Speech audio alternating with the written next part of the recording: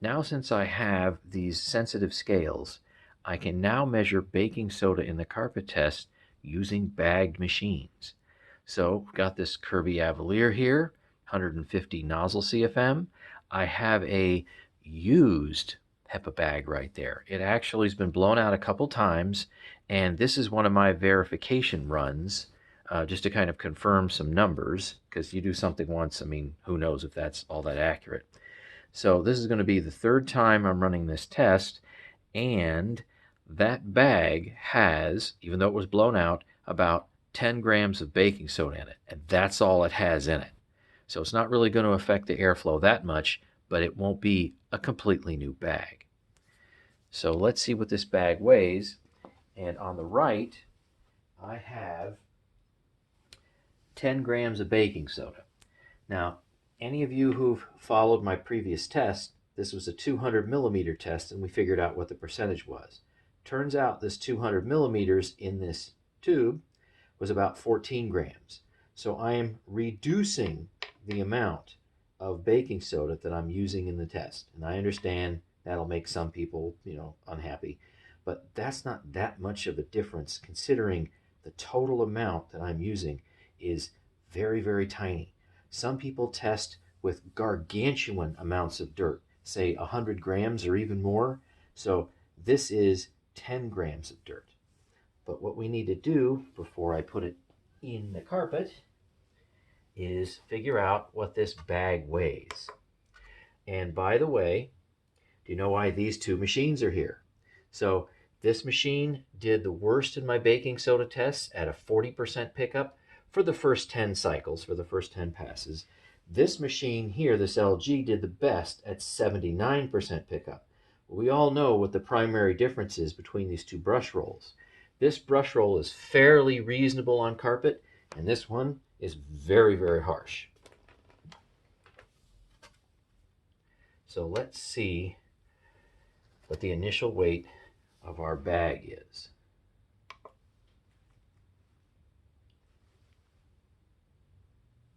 I know you probably can't see that very well. Okay, we seem to be at 88.48 grams. So I will make a note of that, 88.48 grams. And let me go and rearrange this so you can see the angle a little bit better.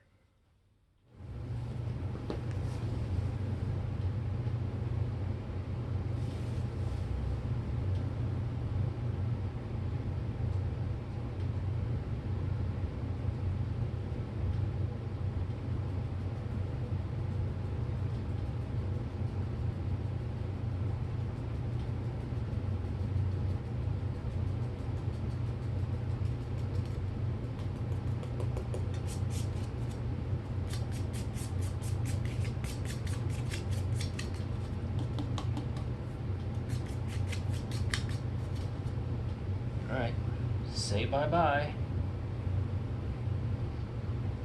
By the way, do you happen to notice that when I go and wave my hand over the carpet, the baking soda actually goes completely into the pile where you don't see it? So if you have so much dirt that you're testing with that the dirt sits on top of the pile or sits close to the top of the pile where you can see it, then that's probably too much dirt to actually test with. I mean, that's literally overloading the carpet. All right, here we go.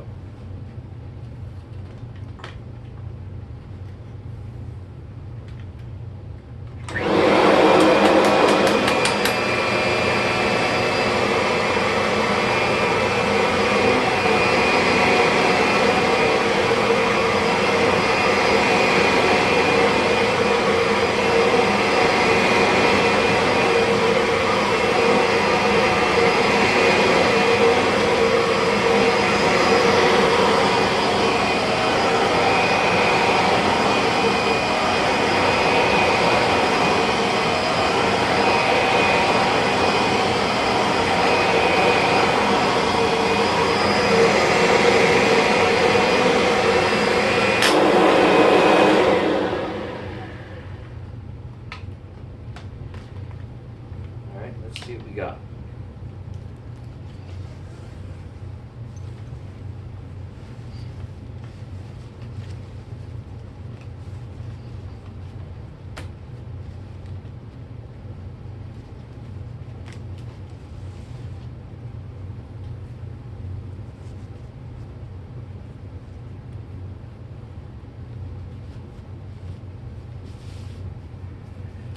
Let's bring over the scale, take our measurement.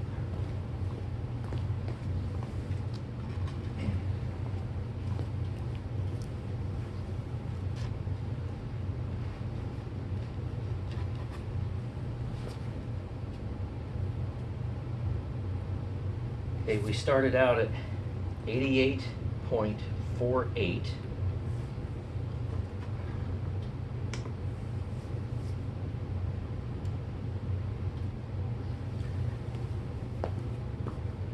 You probably can't see that. Let me get a little closer here. Adjust the camera down a bit. There, now you can probably see that, I hope. There. Let's see what we have. I might have to weigh this a couple of times just to get it even here.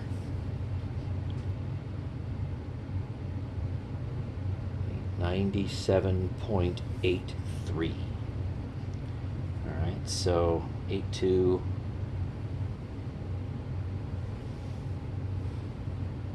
81. 8079. It's mysteriously dropping. Make up your mind. 79, 78. Yeah. Okay, I'm going to say 97.80. It's bouncing around a little bit.